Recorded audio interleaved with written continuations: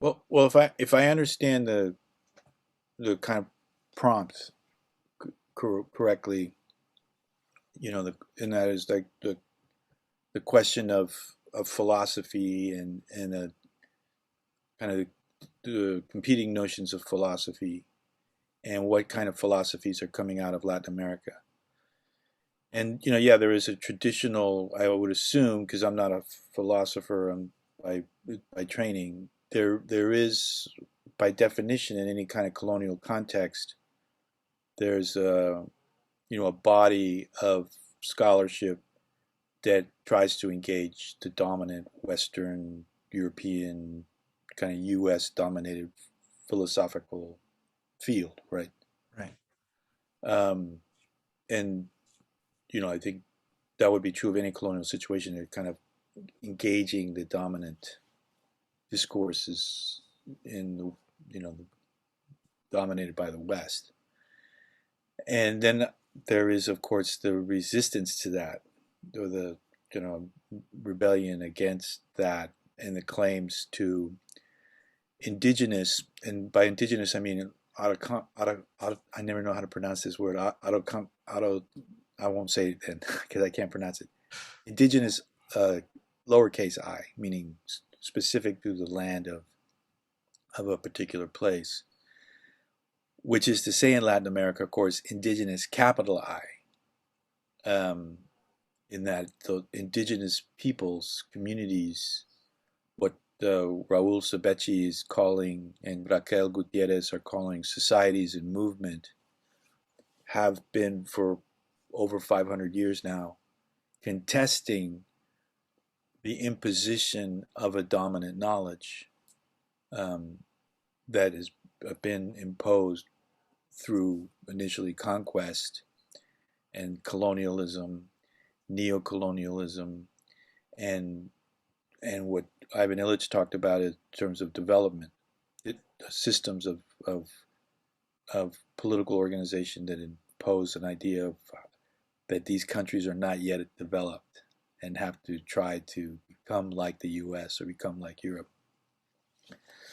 So all that to say that yes, I think there is, the question is that there is a scholarly academic reproduction or rehearsal of engagement with Western European and U.S. philosophies, which is really Western European.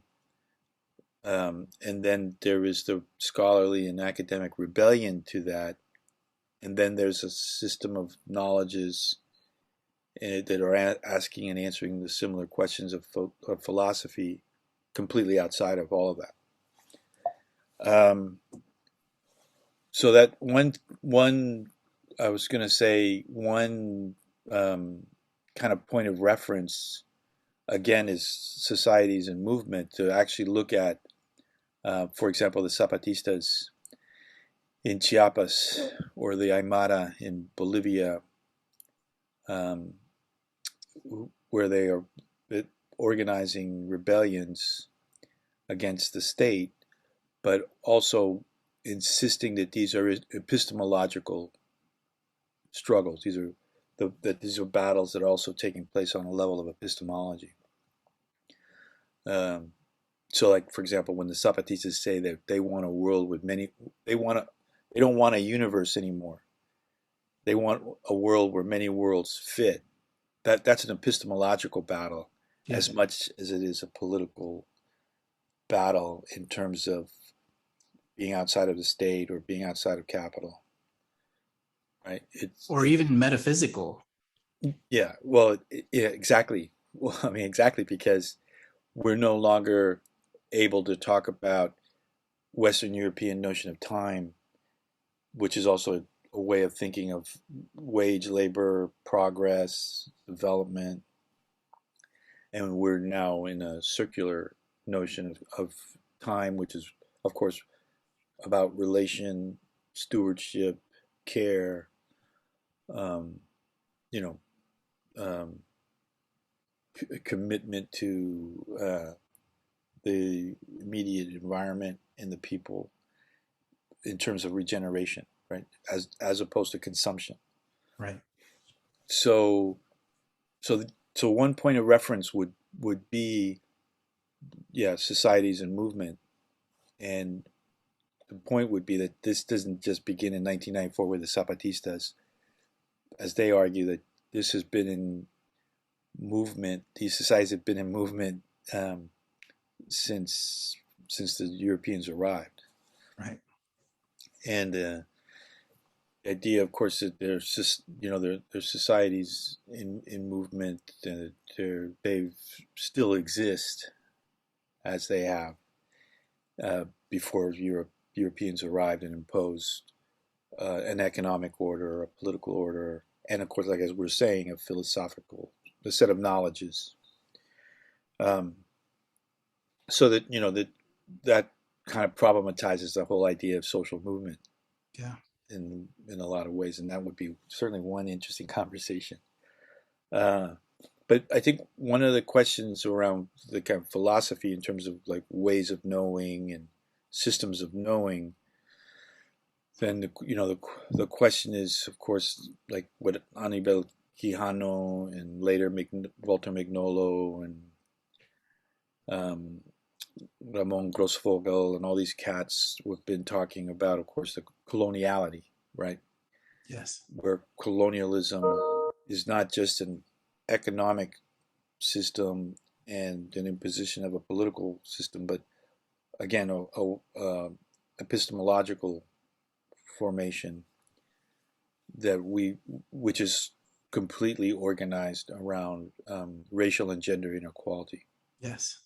right? So the invention of the system of race to criminalize, and this using Denise Vieira da Silva's notion of the analytics of race, that analytics of race describes how race is used to criminalize a certain portion of the population, in this case by virtue of phenotype, or gender by virtue of what's attributed to people through sexuality and sex, would be to criminalize them and pathologize them to make them more vulnerable to exploitation, or as Frantz Fanon said, that they would be deemed the damned, right? Yes. So that would be one set of questions, like how this system of coloniality as an epistemological system, and that kind of rooted, as I'm saying, anchored in race and gender, then becomes a system to displace, despoil, and now not just displace and dispossess and despoil, but consider people disposable, which Yes. is the battle that's raging now. Is indigenous people are saying, we're no longer going to allow you to consider us, to deem us disposable as the damned, so that you can get access to oil or minerals or water, or even turn our community into a vacation resort. So that's certainly one kind of critical element of this what we think of as a coloniality that still operates through race and gender. Ivan Illich, who also kind of argued against development and kind of Western notions of progress, argued, of course, that what that coloniality really is describing is a war against subsistence. So race and gender then become ways to legitimize the imposition of a Western view of the world, Western notions of, again, time and progress and development, democracy, private property, individualism, all these things get imposed as a fundamental part of a war against subsistence that destroys the subsistence systems of communities, again, in stewardship with the land, right? So And that would be a critical element. wouldn't, like, one of the reasons why that's so important is because capitalism needs resources to not be sustainable because they lose their value if they're renewable, for example. Yeah, that's one. That's one argument. If you're analyzing capitalism through a system of value, through the category of value, Yeah. and how capitalism as that system then determines what produces value and how value circulates, right? Absolutely. Then that would be the question. And of course, what we're talking about epistemologically is that then like Earth, bodies are all consumable. Yes. Right? That they only have value in the fact that they can be circulated as commodity, either as a labor in terms of a labor commodity, right, or that resource that's being extracted, or then what's converted into a commodity like a truck or a TV screen or a telephone, right? I mean the Apple iPhone is dripping with blood in that you can't produce that phone unless you're extracting lithium from Bolivia, you're extracting other minerals in West Africa or South Africa. The same being true of so-called like interventions or disruptive technologies like the electric car. Absolutely, yeah. Being touted as some sort of saving grace against these capitalistic schemes, but still being extracted from land. Yeah, the battery and the microchip are environmentally violently destructive. Yes. Right. So yeah, that's the contradiction of capital, and that relation is not sustainable. Right. By definition, it's not sustainable because it's based on consumption. Yes. Absolutely, yeah. And that which is exactly what you're arguing in terms of how value is conceived. But so value is conceptual in that sense. I think this is one of the hardest things for students who are coming to grips with philosophy. I think it's one of the hardest things for them to wrestle with and contend with. And probably what I feel to be one of the most important jobs that I have is to wrest from them the presumption that their values have ties to an objective reality. And I think that this is part of what, Eurocentric, the products of things like colonialism and the European Enlightenment have been so detrimental towards, is that being rational is the process of becoming more attuned to the real, such that our thoughts can be justified as objective. The more objective you become, the better, right? Mm-hmm. But the problem with that is that it's an ungrounding from context, and in the presumption that there is no need for context. So what you're describing is kind of it's a revolt against those objective notions where it's the imposition of a set of values in every case. I mean, it's kind of inescapable in its prevalence. Yeah, you should come in and give a lecture to class that I'm teaching. We'll trade off. Or facilitating, because I don't teach anymore. Class I'm facilitating. But yeah, I mean, because the class I'm facilitating, again, not teaching, is the modern world, right? And it's that 3-section class, and we're in the 17th century to 19th century, precisely that moment when science is being invented, right? If I can say that, right? This idea of the scientific mind and science, and building off of kind of secularism, and then shifting the focus to science, and as you're saying, objectivity, and these kind of notions of the empirical and positivism are all emerging. And yeah, this is the trick, right? I mean, this is the kind of artifice that what Western Europe was successful in doing, is making it possible to believe that these existed for all time. Yes. And we discovered their truths, and then deployed them as truths to advance the world, which is to advance us. But that us becomes only a small portion of the world, which is Western Europe, and then later the U.S., right? That we're generally called the first world, yes, or the global north, or what have you. And yeah, it's a deception. It's a deception in the sense that, yeah, there is no such thing as objectivity, or there's no such thing as truth, um, which of course gets complicated. And then people say, this isn't something you want to say at a cocktail party or a Thanksgiving dinner, because most people say, well, what the fuck are you talking about? But again, if we're thinking, which we do now, let's say after 1968, epistemologically, in kind of this in a conjuncture now where we can no longer escape engaging epistemologically, then yeah, we have recognized that the idea of objectivity is a social construction, that it's socially constructed. That doesn't mean that we can't agree on how to narrate and describe and explain and engage reality, or our immediate environment, right?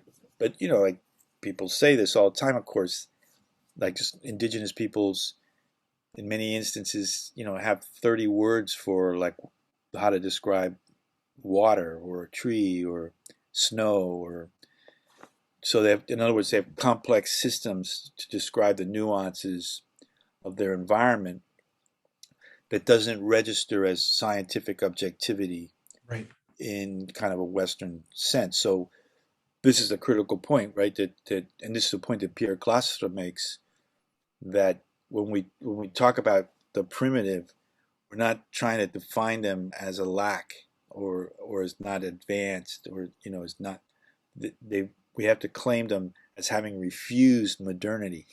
yes, And right now people are reading, because it's now just translated into English, is Bolivar Echeverria is writing he's been writing for many years, but now it's available to English speaking audiences, where he talks about multiple modernities. So not just the modernity that we're used to contesting in the West, where we're uncomfortable with the Western European claims about its own modernity and modern world and so on.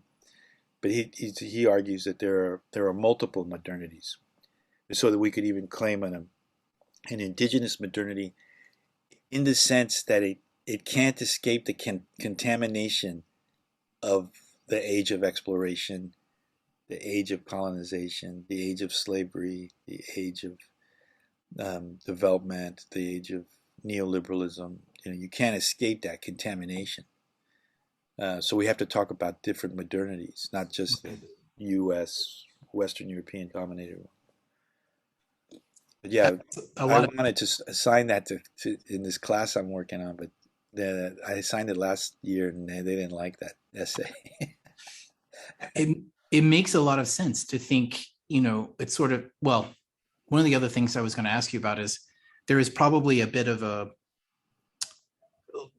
tenuous relationship in the discussion of indigenous, epistemologies, because there is a responsibility not to eroticize or exoticize these other systems of meaning, because that would just be one more way of categorizing based on a Eurocentric or, absolutely, like Enlightenment thinking, where it's like, oh, look what else. This is one of the things I also discuss with my students. It's really difficult to do comparative philosophy, because according to which set of values are you doing the comparison?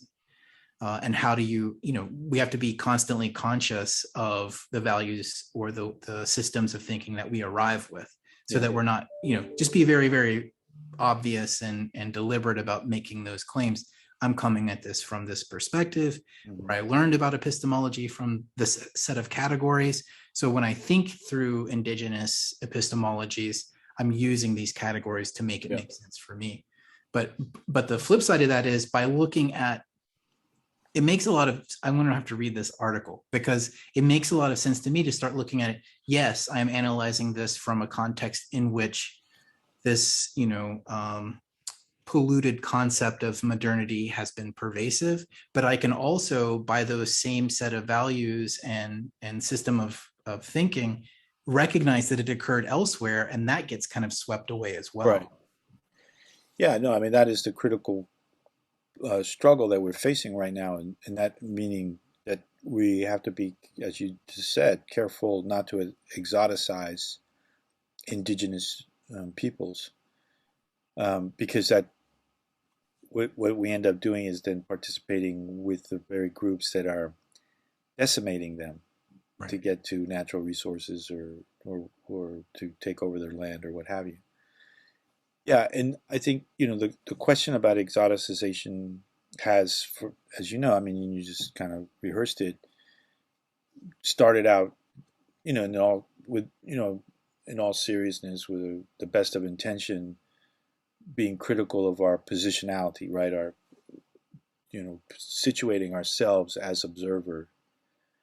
Again, taking interrogating this whole notion of objectification and objectivity and the scientific method and so on, and disrupting that and interrogating our own positionality, our own context, and that's part of it for sure. The other part, of course, that didn't go far enough, right? Because then you're just apologizing for being who you are, and you're going to still narrate them as exotic. Right.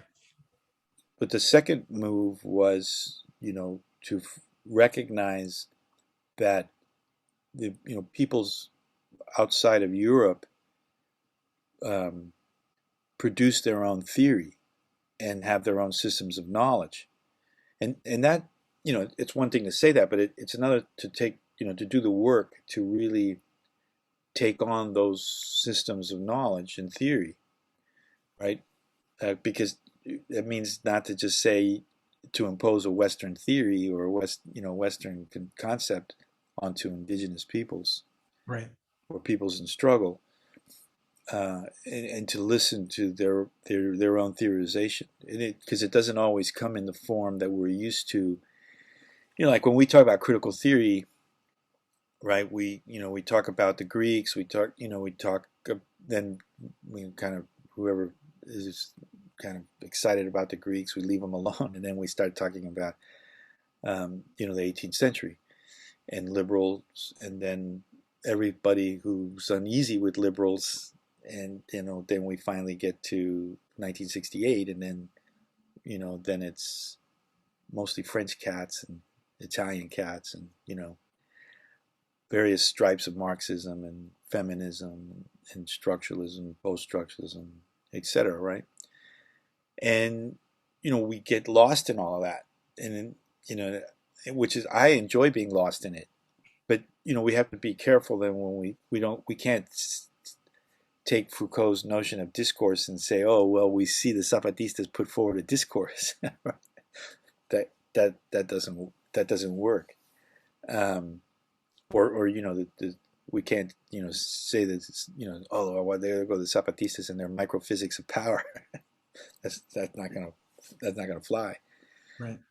So I think the way out of that, one thing that we've been talking about, I'm part of a couple of networks that kind of overlap, and one thing that we've been talking a lot about, which a small collective that I'm part of, is introduced this conversation, is the question of conviviality, what Ivan Illich called conviviality. And what he meant by conviviality isn't what we typically think of convivial in terms of like like what he called tipsy jolliness, drinking and having a good time, which is partly what it means. But the way he was trying to use it was to use it as a category of analysis to describe a certain threshold where we begin to recognize in industrial tools overcoming our life, right? That which is that question we were talking about earlier around value and the production of value, labor, etc. Overcoming our, overwhelming us and overcoming our life, and then putting us in its service, as opposed to those industrial tools being corrosive, as opposed to convivial tools, where a convivial tool is a device that we organize to ensure our interdependence for our regeneration as a community that makes sense in a specific locale.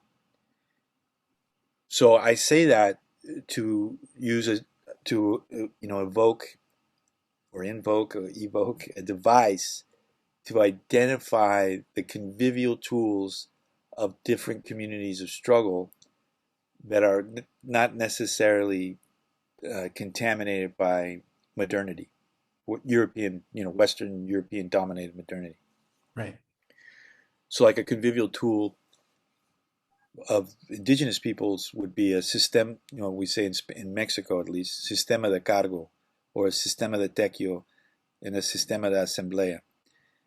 Those are very different kinds of convivial tools than what we typically think of assembly in a Western kind of U.S. context, where assembly is more thought of as fellowship. And it's not, a democratic forum to elect a leader. It's about a collective decision-making process for the regeneration of the community based on everybody's obligation for the community.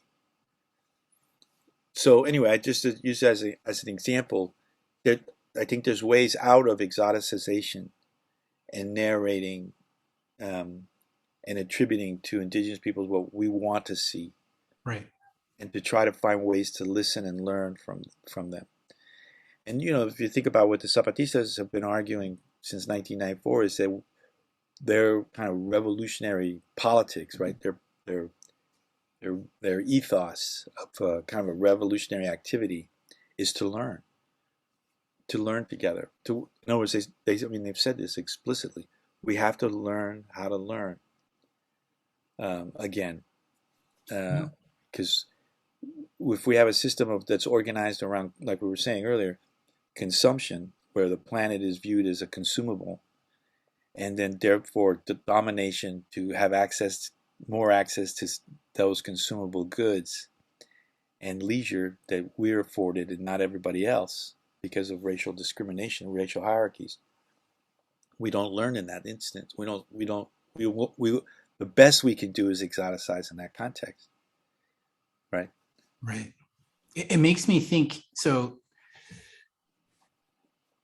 a way that could be seen as something that's an intervention with the Eurocentric, sense of modernization is that learning never ends. Mm-hmm. I'm curious if you would agree, like what I'm hearing. So tell me if this sounds right. But what distinguishes that between, for example, Eurocentric notions of better thinking will save us, right? So, the folks that come out of the Enlightenment, European Enlightenment thinking, believe that by spreading certain forms of rationalism, folks are going to free themselves. They're going to be more free through their thinking. And the reason that doesn't function properly is because there's only one kind of thinking that counts. And so it's not that people are more free, it's that more people think the same way or in the same ways that, can make the positive, so-called positive benefits are coming together and all agreeing the same things. And it sounds like one of the differences that you're describing is that it's not the same thing as coming together to agree about the same things. It's that you never stop having to come together to make agreements. It's like the issues are no longer settled. And so, sorry, go ahead.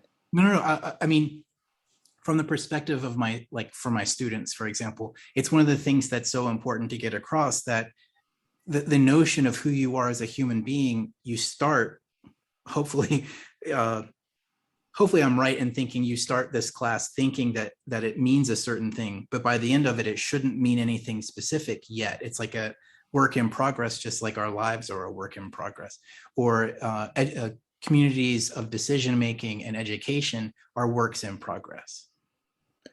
No, that's exactly. I totally agree. I mean, that's exactly the work that has to be done, which is to engage epistemologically. So, in that sense, we can say Western philosophy is dripping in blood, as we're kind of suggesting. Yeah. That doesn't mean we want to abandon thinking, and thinking about who the I am. Right. But it's a different thing if we think of the I. And as you're saying, start that thinking process by being uncritical and assuming that there is only the I. Right. Right? And because that that is a Western invention. That is a social construction. That there is just one I, the individual, and that individual should be a property owning, ambitious, in that individual should want property, should want a heteronormative union, and reproduce, children, and then have some leisure time. That's a completely Western notion. Right.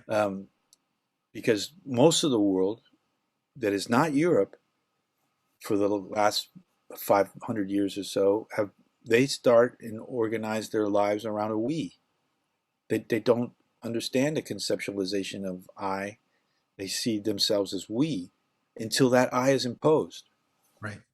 So that's the, like when we talk about it, this kind of epistemological shift, and then the obligations engaging epistemologically, it's questioning what Ivan Illich called all the sacred cows of modernity, like the notion of an I. Yes. That to imagine that there's whole communities and whole parts of the world that can only see themselves as we is amazing, right? So then the second question is, well, then how do we stop seeing ourselves as I and learn from communities of struggle who see themselves as we, and not exoticize them or eroticize them, and as you were saying, and so absolutely, and that is to refuse to impose one way of knowing and to be committed to learning. So that's not an easy thing to do for the West or the Western mind. Right. The Western mind, by definition, is an incredibly violent, possessive, destructive frame of mind. Yes. Let me give you an example of what we've been talking about for a lot of years. That I discovered this in Mexico.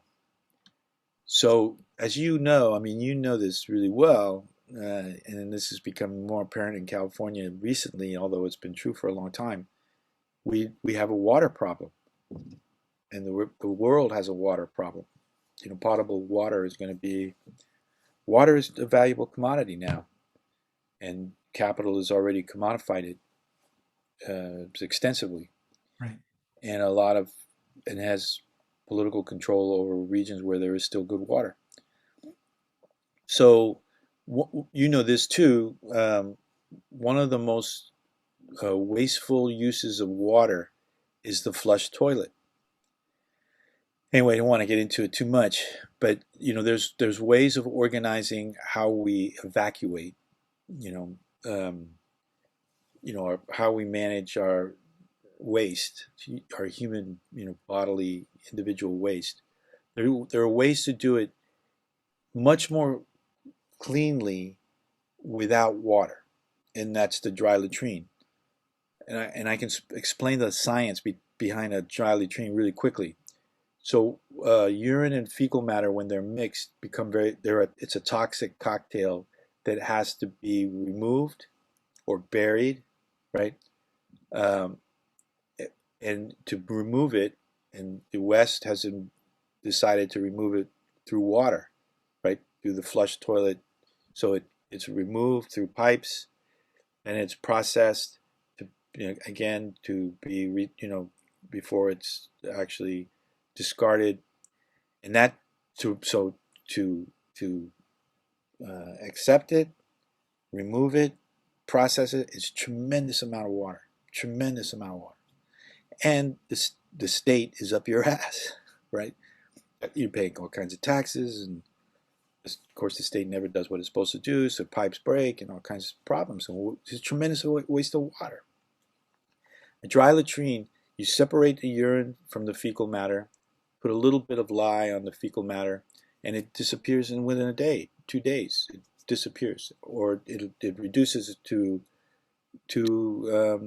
fertilizer that can be used in your garden. Although people freak out, when you say, well, you're using your own shit to fertilize your carrots and your tomatoes, right? But the point is, and this is happening throughout rural Mexico, people are learning how to use dry latrines. And in the U.S., I guarantee you right now, if we did a Google search, we'd find 20 companies trying to build a better toilet that's still using water. Yes. Right? And Japan has amazing toilets that use water. That electronic this, electronic that, and like we said, like all those chips and batteries that now these newfangled toilets that still are using tremendous amount of water need uh, come at a great expense because lithium is also costly. As opposed to you just build, you just you have a toilet bowl. It's the same, but you build it so you separate the urine. So when you're urinating, you don't mix it into when you evacuate the fecal matter, and you need absolutely no water. So imagine that. So let's just say, for the sake of argument, that works. Yeah. Imagine that works. Trust me that works, right? And there's no smell. I mean, a pit latrine stinks and is disgusting. Or any kind of pit latrine and any kind of latrine that you're trying to bury is disgusting. But this is you remove the fecal matter, and the fecal matter decomposes in matters of days. Imagine trying to impose that idea in San Francisco, right? The Yeah. hippest, smartest Silicon Valley city, the smartest people, ever in San Francisco. And the only point I'm trying to make is it's not that there's a better science or a bad science, right? And it's not that the dry latrine doesn't work. It's epistemologically that people can't get out of their head that they shouldn't have a flush toilet in their in their bedroom, right next to their bedroom. Right. Right? I mean, you watch HGTV and all these houses are being remodeled for the big master suite because you have this beautiful bathroom right outside the bedroom, as part of your master suite. This is now, the bourgeois Western lifestyle that is not possible for 4/5 of the world. Right. It's only possible for mostly white Americans and Western Europeans, and the world cannot sustain the lifestyle of this 3-bedroom, 2.5 bath with a master suite, 2-car garage, and 4.5 kids and three cats and 2 dogs. It's destroying the world. That vision. It's strange because, so if we think, this genealogy of the rationalism of the Enlightenment leads into industrialization, leads into the spread of capitalism. It's almost like that trajectory is also the process. I mean, plenty of people have said it's the process of alienation, but it's surprising what an alienation that is from sustainable methods of existence that pre-existed, right? So it's like now, from within the systems that have been created through this lineage, we have to find ways within that lineage that can then escape its effects. Whereas having never been influenced by that trajectory would have been better to begin with, to a certain degree. Like, it's much more sustainable not to have that ideal. It's much more accessible for most people. And I think if I play devil's advocate for people who still want to defend that kind of lifestyle, it's like saying, well, isn't it better to have that house and those kids and those dogs? Like, comparatively speaking, isn't this better than being, having dry latrines and living like with dirt basically all the time, or in a rural environment? And the issue there is that if we remove the evaluation aspect, what difference does it make? There are let's just talk about it in terms of two different lifestyles. One of them is sustainable and hurts far fewer people. Yeah. And it's not the one that came out of modernity, Right. European modernity. Yeah. Well, yeah. So we're not going to keep talking about shit anymore, but Not that I'm opposed to it. The question of alienation is key. I mean, that's exactly the question, right? And you know this. So, like, the idea is not just to grow revolutionary tomatoes on your balcony, right? In other words, there has to be a dramatic Yes. Systemic shift. Right. And I think that's what we started out talking about, that systemic shift doesn't happen unless there's an epistemological shift. Right. And Right. that's that philosophical moment. It's always a political moment, but it's the philosophical moment of, how certain knowledges are privileged over others and what those knowledges can do. Right. Right. And so it's not information, or the circulation of information is about really engaging knowledge. The related, I think, element here, or maybe like the key to kind of, unravel it, is something else that you put forward that I think it's brilliant. I mean, this is what we have to engage, is the question of agreement.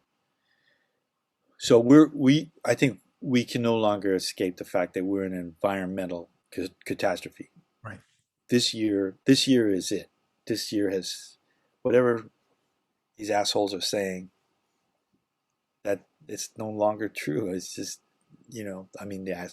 like Trump and all these people.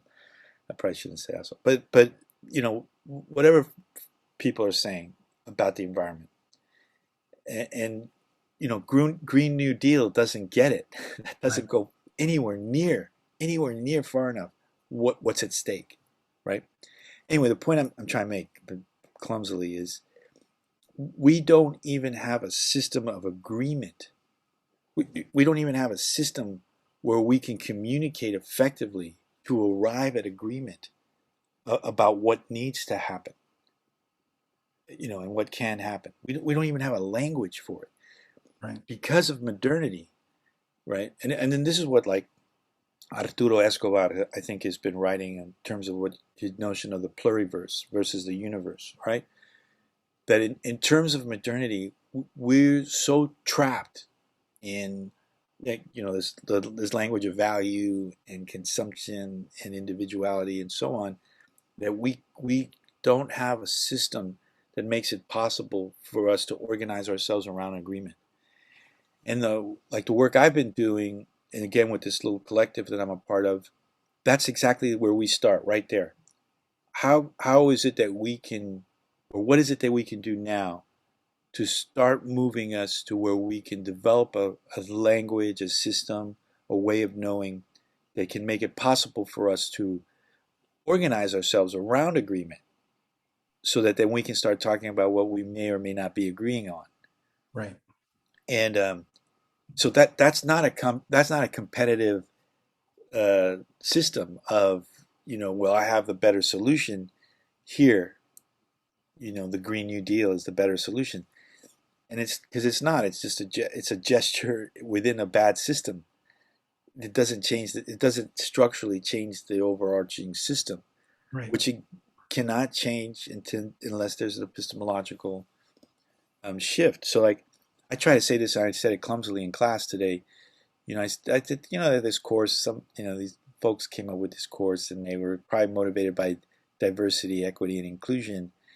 And yeah, that's okay. I mean, it's good, but it's if it's just a gesture to pretend like you are uneasy about inequality, then why waste our time?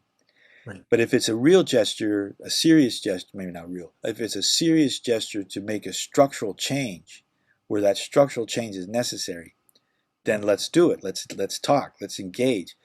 But that structural change doesn't happen without epistemological shift. Right. So yes, the class is good. We can do something with it. Exactly what you're trying to do. Like, here we are. Let's rock and roll. Let's do something with it. Maybe it wasn't designed this way. Maybe people didn't see, what we could do with it. But we're here now, and the situation is dire. So this is any class is an excuse to talk about our way out of this system, because we're not going to make it. It's dire. Is that the release valve, so to speak? When you and I are in these moments, or you with your collective are in these moments where we recognize there's a desperate problem, that we need to fix. For in my case, my target is really that epistemological side. And one of the ways for me to target the epistemological structures which allow for things like systemic racism or sexism, etc. One of the ways for me to intervene there is to start to peel back the layers that lead us into thinking like objectivity. Mm-hmm. But at the same time, I also feel this responsibility in this to admit, I must think I've got something to offer. This is the struggle of being a teacher, right? It's like, why should I think that what I have to offer is any better? And I think the release valve for me, and it sounds like for you and that collective as well, in these indigenous forms of, collective thinking, is that it's not about the final. I don't have a final solution, bad terminology, but I don't have a final idea about how things should work.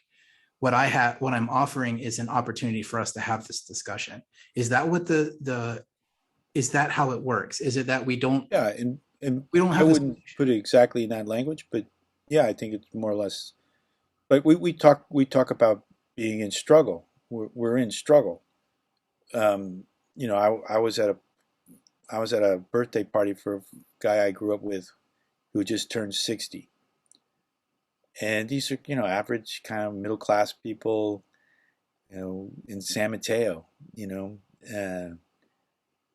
they're fairly well-to-do, middle-class people. They worked all their lives, watch a lot of TV. They don't really read anything, and they're good people, but they don't see themselves in struggle, right? So if I roll in and say, well, they ask, well, what are you doing lately? I say, well, trying to be engaged with communities of struggle and learn from communities of struggle, and they don't know what the fuck I'm talking about. And, partly it's my obligation to communicate to them what exactly that means. It's easier when you're in a classroom and people have to be they have to be there, and you can spit, this, that, and the other thing. But like, what, as you know, I mean, as we were talking just before we got on the call, like, universities become privatized and commodified and managerial, and it barely seems like a university anymore. But it doesn't mean that brilliant things don't happen in certain spaces of the university as a whole, right? Right. So for me, I think it's important to make this distinction between labor, which is what Marx was talking about, and work, which is what we all still do to be in community, and in most cases, communities of struggle, right? So I'm constantly working. I'm reading. I'm going to protests. I'm going to meetings. Trying to learn as much as I can about my community and the communities around me. I care about what the violences that the U.S. is exporting around the world, etc. But that's work. So I read every day. I'm engaged politically every day. Labor is, when I have to try to get a wage to survive, which in this case I'm teaching at HNU and doing some other things here and there just to survive, and it's not enough, right? Right. That doesn't mean that when I'm laboring at HNU, I can't also be working. Right. And engaging young people or comrades and saying, well, let's talk about this because the shit's fucked up. Let's talk. I mean, what can we do? And that's why, like, I don't have tests. I don't give grades. I mean, I have to give grades because that's part of the labor, but I can give everybody A's. I mean, if you show up and you respect the space, why don't we all just get A's? Yeah. If you disrespect the space and you don't show up for whatever reason, or something comes up, well, then it's not a question. But if we're engaged and we're thinking out loud together and we're trying to solve problems, right? And we're learning skills to do that problem solving, and it just happens to be around a specific topic, like, Western modernity. Okay, everybody gets an A, and that doesn't mean we don't need assessments to assess the quality of our conversation and how we're in fact learning together. Right. So I'm just trying to illustrate that, even though it's organized as labor, it can be engaged as work, right? And where work is necessary because we are communities of struggle. Yes. And, obviously some of us struggle more than others. I'm very light skinned. I'm, Mexican, but I'm very light skinned. So I've had privileges all my life, even very different from people within my own family who are much darker, right? So, we engage work and we, claim communities of struggle differently, by virtue of how the system treats us. Yes. But that doesn't mean we can't be all in and fight for our community. But that's work. I mean, there's a lot to learn. There's a lot to read. Like I just give you a real quick kind of aside. Like I'm shocked when I walk into a space of learning, and it's obvious to me that people are not. They have no access to not fake news, but they have no access to news about what's happening around the world, what's happening around them. Right? They want a degree because they want a good gig, which is fair. Yeah. But then they're not informed about anything outside of their most immediate life, which is they get on Twitter or Instagram, or which is their amusements or leisure. And so that's a big gap. I mean, there's a big battle that has to unfold there because if you're not informed, right? In other words, like what we're talking about in terms of philosophy, part of our discomfort with Western European philosophy is all the violence that Western Europe has organized since the age of discovery. Yes. To the present day. We all know what we just did in Afghanistan. Yes. But the U.S., and not we, but the U.S., which is, to some degree, I was out protesting the war. After 9/11, I was out protesting the war, got arrested protesting the war. Right? We want to hope that everybody would be doing that now. Yes. And we're less doing that. Last year, there was an incredible amount of people out in the street. Yes. For Black Lives Matter, right? Yes. Incredible amount of people toppling statues, refusing to be disenfranchised, right? Yeah. Confronting police violence, militarized police violence, and kind of everyday police violence. Just a massive amount of people in the street. And now, that's dissipated a bit, right? Right. So we have to be concerned. Like, where is that mobilization? Where did it go? What happened to it? I feel so. I really like what you're saying because it's like the difference between work and labor, right? That's part of the structure here. And while you're talking, one of the points that I hear coming back is there's a certain degree to which, for me, I feel cautious. And also, I feel like even however cautious I am, I'm going to cross this line or make this mistake. But one of the things that you've said earlier that really sticks with me is the notion of applying to a certain group, like an indigenous system of thought, a concept like Foucault's discourse, right? Like it doesn't work to apply that in every space. The flip side is that through my own system of understanding, applying it does have value, right? So understanding that these are systems of power which can be, in some sense, working towards the good work.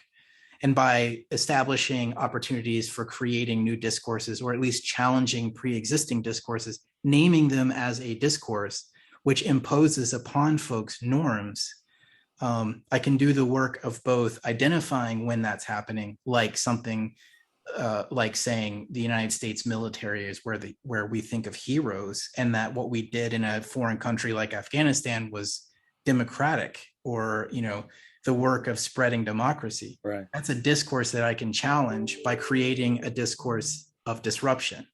So that can be, in a certain sense, a means of work versus absolutely labor. That is the work. That is the work. Right, but I mean, to your point, right? The work entails like a double movement, in the sense that we have to know the dominant discourse, you know, to the letter. We have to study the dominant discourse Yes, that's right. in order to, critique it or disrupt it or, um, you know, yeah, disrupt it. Then we have to be able to claim our alternative discourse, and we have to know that. That's what I mean. But there's two moments there. Yeah. That is a lot of work. So that's why I'm saying like if you're not aware of your environment, you're not watching any kind of news, or know what's going on in your community, you're not doing half the work. And if you're not reading carefully and thoughtfully, in terms of like what we consider the dominant curriculum, then you're also kind of not doing any of the work at that Yeah, point. right. Yeah. And that's a lot of work. It's more it's more work to be in opposition, or I don't want to say radical, but in opposition to the dominant discourse. It's more work because you got to know the dominant. Yes. There's some disagreement about that, right? I mean, some people claim that we don't have to know the dominant. We just have to be left alone and do our own thing. There's a disagreement about that. I come from an intellectual tradition that you got to work harder than the man, and you got to know the man. You got to know their bullshit, backwards and forwards. The other part of it, I think, is performative. It's aesthetic, and this I'm just learning now in this later stage of my life. I'm kind of surrounded with a new group of people that they're all artists, and they're well read and they're informed, but they insist that we take seriously the aesthetic and the performative aspect of this work. Whereas, like, yeah, I'm just into like, well, what did Foucault say? Yeah. They're more like, well, we already know what Foucault said, and we know what indigenous people are saying. We need to perform and produce something different together. And yeah, that's also important. That's a critical element of it. That's that poetics, right? Where the poetics is the future and the present. Yes. I have to agree. I mean, I end up talking about this every time I talk to anybody. But in my dissertation, the point of my dissertation was to look for the possibility of liberation from within philosophy. And the answer was no, because the epistemological criterion or criteria of being logical means something like the law of non-contradiction, right? Where there must be determined that a thing is what it is and not something else. And so if that's the case, then if you're going to name your oppressor, that's the only thing you can find. Like even from the position of liberation or overcoming or revolution, there's the first responsibility to claim what it is that you're overcoming. And I think that comes back to your point, which is it's absolutely necessary to know what you're overcoming in order to overcome anything. But the flip side of that is we're not going to get out of that cycle through words or talk, right? Talking may be the way in which we can fully flesh out what the problem is, but it's not the means by which we can also escape it, at least not for a theoretical basis. And when I was having this conversation, and my dissertation committee was talking to me, and they were like, "It sounds like from your conclusions that it's just not possible for philosophy." And I was like, "Yeah, I don't think it's possible for philosophy to be liberational or liberative." And they said, "Well, what about art? What about something other than these methods?" And I'm like, I think I still have to hold open the hope that it's possible. And I still do. I'm with your friends. I think, it is possible to release ourselves from that entrapment. I think that what I'm really speaking to here is that this is my own struggle with the Eurocentric Enlightenment ideals that have been imposed upon me or that I have lived through, is that the only way to escape those is to stop using them to understand my world. And there must be other ways to understand. Yeah. But did your committee make you read Dussel? No. No? They did not. But I should. Yeah. Well, I mean, just because he's the guy. I mean, he's the liberation liberation theology, liberation thinking guy of the I guess the 70s and the 80s. I will look into that. I Yeah, mean, I mention him because he's also like Walter Mignolo and Quijano and these guys. He takes seriously indigenous cosmovisions and it tries to incorporate an indigenous perspective, an indigenous way of knowing, and a way of thinking about, like what we started out talking about, like what a Latin American philosophy can be, that's not overdetermined by Western philosophy. right, Where it can claim indigeneity and not exoticize it. right. It's interesting you say that because one of the last talks that I did, we were wrapping up, much like we are now at the end of this discussion, and we came back to the notion of overdetermination, the ways in which certain things become overdetermined. Right, right. And I raised the point, because this is a concept that I'm always really interested in, is indeterminacy. Is there a certain degree of power? I mean, I think that we have to think there is a power in possibility where the indeterminate has not been decided. And that indeterminacy allows for possibility. So what is not part of, for example, what is not part of the male gaze? If you look at it from the perspective of Audre Lorde, for example, and how maleness could not participate in the feminine erotic, the creative force of the feminine erotic. So from the male gaze, it was impossible to understand that. That means it remained an indeterminate possibility. I'm curious how you feel about that versus, determinate versus overdetermined. Overdetermined being the worst, where it's something that's being imposed upon. Is the struggle to keep things determinate in like a loose sort of possibility way, or indeterminate, meaning not imposed upon, to protect it from overdeterminacy? That might be too theoretical or abstract, but yeah, no, I mean it's an interesting question. I mean, because it's exactly the dilemma, right? Are we by definition overdetermined by these dominant institutions? It's the question that we're struggling with around autonomy. Can we really claim an autonomy that's outside capital and the state? Which is, we're also saying today, you and I are saying that also has to be epistemological, right? Or in fact, it has to initially be epistemological before it can actually then be outside the state and capital. Right. And yeah, so that the question is then, I think the question has to be around the production of the subject. What actually produces that subject? And that subject is never passive, right? That subject is also active. Yeah.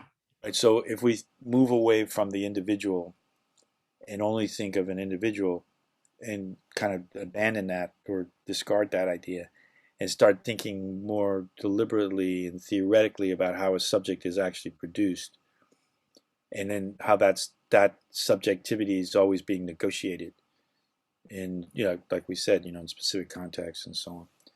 In that sense, I think then there is always an indeterminacy, right? That it's a tension. It's somewhat dialectical. It's an antagonism in that, like, people of color, for example, are by definition produced as criminals and pathologized subjects, but that production is never complete, right? It's wanted because it's always refused.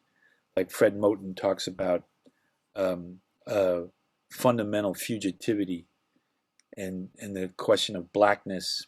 The terms he uses, where that blackness by definition refuses that determinacy, right? But at the same time, it has its own creative energy. It has its own creative force that can never be fully contained. Yes. the term he uses for that is it's a fugitivity, and so I think when we start thinking about that in terms of subject, the subject and struggle, that there are moments when we maybe concede too much to how we've been criminalized and forsake our fugitivity, and there are times when we can claim that fugitivity, right? So like that doesn't mean that it's not inflected by capital either, right? Right. So like I think of like something like the sideshow is considered criminal. Many people consider it very dangerous. But you think about it, man, just the amount of creative energy to organize it and the kind of knowledge that's being generated through it. It's that kind of moment. Like, is there potential here for something radical, or is it, just subversive for the sake of subversiveness against capital, but where it's really claiming capital? Yeah.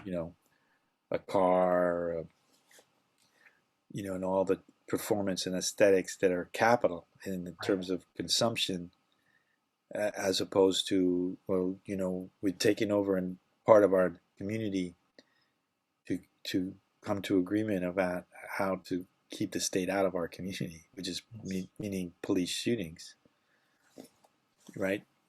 Do you get what I'm saying? I'm not trying to celebrate the sideshow. I'm just saying what a tremendous potential, organizing potential that represents in that people come together, but then they're just maybe coming together for capital, for consumption, but that doesn't mean I know there's some shit going on where people are talking and people know the danger they face from the police, for example. There's like both convivial but also capital at the same, right. like in the same space. Yeah, I totally get that. Because it can't help but be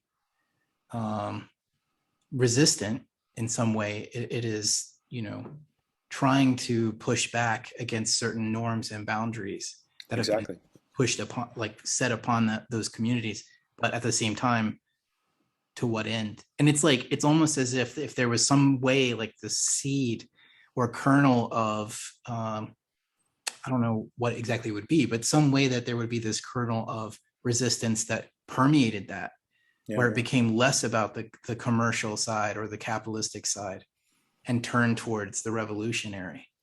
And that's what makes capital, quote unquote, so successful. It has a mechanism of commodification everywhere. Yeah. It's right? like, I mean, even the right wing are commodified by capital. Absolutely. Even though they are as much angry about capital in many ways. I mean, this is the kind of odd, fucked up situation we're facing with like January 6th and all this shit that Trump unleashed. The white working class is as angry with capital and the state as anybody. Right. They feel abused, mistreated in a war. They also fought in a war that they were abandoned. Right. Yes. No jobs. Mistreated by the state. I mean, of course, they're also mistreated by Trump and his people, but they don't see that. Right. Right. And they want their truck and they want their American lifestyle at the expense of black and brown people around the world. Well, it's almost as if it's like the subjectivity that's been imposed upon the white working classes is as much of, if not more of a lie than the one that's fed to others. Because, I think people who are like the marginalized communities in this country, communities, what did you say? Communities of action? Communities of struggle. Those folks recognize on a daily basis the struggles that they are up against, whereas the folks who think that they're part of, the protected class or the privileged class are shocked to find that they're not protected or privileged in certain ways. Right. Well, I mean, we started out talking about Matewan and yeah, exactly, clear cut mining and mountaintop removal mining, and then up here clear cut cutting, redwood removal. Yeah. That affects working people, and working people, even though they want to work at extractivist industries, know that it has to be within reason, or else they won't be able to work much longer. Yeah. Yeah. I Right? mean, like the runoff from those operations are coming right down into their streams Yeah. and No. Absolutely. Yeah. watersheds. It makes, Absolutely. I mean, it's also the same people you were just talking about, the people who were voting Trump into office thinking that coal was still going to be a thing. Yeah. And then find out the rude awakening that there's no saving their Yeah. livelihood. Yeah. Yeah. No. I mean, we could spend days talking about Trump and what Trump represents as far as a subterfuge of manipulating the working class. So, I mean, the maybe the point to wrap up on is this imposition of the subject that you were talking about. It's like that's the hopefully escapable, inescapable element that we're pushing against or Yeah. resisting through trying to peel back the layers of our epistemology, which is Right. So what I'm promoting is a convivial subject, right? The subject that, as you were saying, that the subject that recognizes the value, well, the subject that recognizes how agreement is a potent political tool, as opposed to, for example, a docile consuming subject that only wants to vote, right? And I'm not saying we should stop fighting for the vote and disrupt disenfranchisement. Of course, we have to do that. yeah. But so I'm an anarchist. I don't vote. I've never voted. So, but if people want to, ensure their franchise, then by all means fight for it, right? But at some point, we'll come to an understanding that voting is not a system of representative government is not exactly the system that we're going to need to get out of this catastrophe that we're in. It has to be a system organized around agreement. So, like what we were saying, communities are organized around watersheds.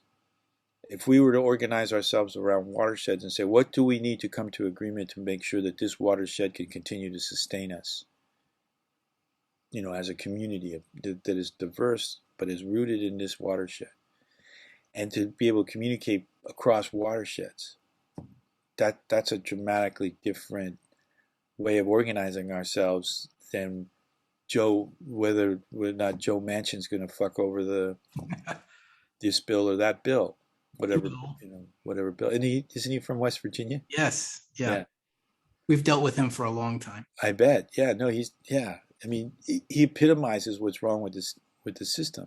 Well, he's the guy that wanted to change the state slogan from wild and wonderful to open for business. That Right. just kind of says it all. Yeah, But yeah, I mean, one thing that I would say is, so there is the conversation across watersheds. So this like interlocking and communication of communities, locales, contexts, speaking. I mean, hopefully it comes across to whoever watches or listens to this. That's so different from the Eurocentric Enlightenment mindset, where there is an ideal, like a singular ideal way of proceeding, right? Like, right. if we, on the same token, they believed in agreement. I would say they believed in consensus and democracy in their own ways. And what they thought about those things was that if we came together and had the most best educated, enlightened folks to talk about this, we would achieve the same conclusions regardless, because there's one. Right. The expert. Yeah. Yeah, we don't need experts. No, and from what you're saying that is so much different than what the Enlightenment led to, because from an Enlightenment thinker's perspective, you would say, well, there's going to be self-interest, and there's going to be people that will corrupt those networked systems because everyone wants power, and they're going to reach for John Smith or Rousseau or somebody, right. and say that that's not possible. So it's a really radical and fundamental shift in thinking, where we're working for one another's best interest. Yeah. Well, yeah, no, exactly. I mean, did you ever read Colectivos Situaciones and their work on militant research? No, I don't think so, but I want to. It's an interesting. Well, the reason I mention it because it's an interesting approach to kind of get past objectified, not objectifying knowledge and stuff. And they talk about the sad militant and the explaining expert. As these are subjects that are no longer relevant, right? These guys are gone. We don't need the sad militant and the explaining expert any longer. We just need us, ourselves, to be informed, to be engaged, and to come to agreement through our research and learning, because it has to be about research and learning. And that's so when we talk about the collective, and I'm part of, which is the Center for Convivial Research and Autonomy, we talk about convivial research and insurgent learning as what we've just been talking about. I mean that is the work. We have to research and learn our way out of this crisis, this catastrophe. So yeah, that's the work we have to do.